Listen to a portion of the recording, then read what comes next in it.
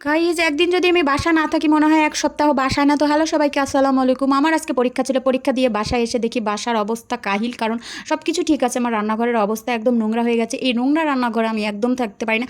এই দেখো কি অবস্থা রান্নাঘর, এরকম রান্নাঘর আমার একদমই পছন্দ না, একদম ঝকঝকা ফকফকে। অবশ্য মাছটা আমি বের করে ভিজিয়ে রাখছি, এই মাছটা আজকে রান্না হবে গাইজ, আমার প্রিয় মাছ।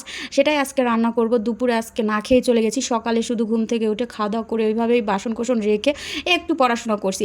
কালকে আমার পরীক্ষা, আমি কালকেও পড়িনি, আজকে পরীক্ষা সকালে পড়ে তারপরে আমি পরীক্ষা দিতে গেছি। গাইজ আমি এমনই স্টুডেন্ট, মানে একদিন আগেও যদি পড়ি সব ভুলে যাবো, এই জন্য পরীক্ষার 1 ঘন্টা বা 2 ঘন্টা আগে আমি পড়াশোনা করে তারপর পরীক্ষা দিতে যাই।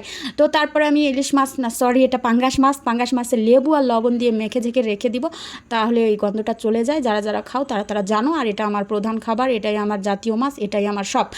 পাঙ্গাস মাছ আমার খুবই খুবই ভালো লাগে গাইস খেতে, এই জন্য আমি প্রতি সপ্তাহে এটা কিনা হয়।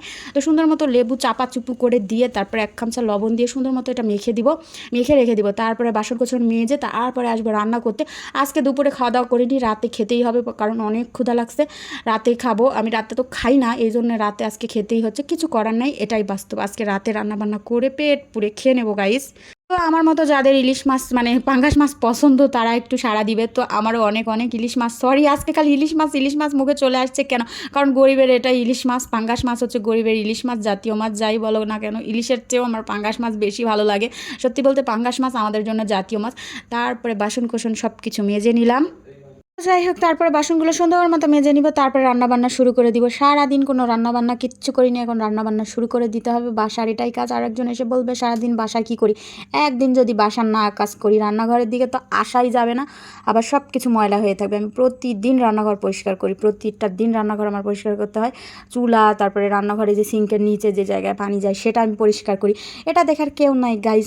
তো আমি সুন্দর মতো এই যে বাসন কোসন পরিষ্কার করে নিব। তারপরে জাতীয় মাছ ইলিশ রান্না করবো। আজকে শুধু ইলিশ ইলিশ আসছে, আসলে আমার কাছে এটাই জাতীয় মাছ। তারপরে পাঙ্গাস মাছের ভুনা রান্না করবো।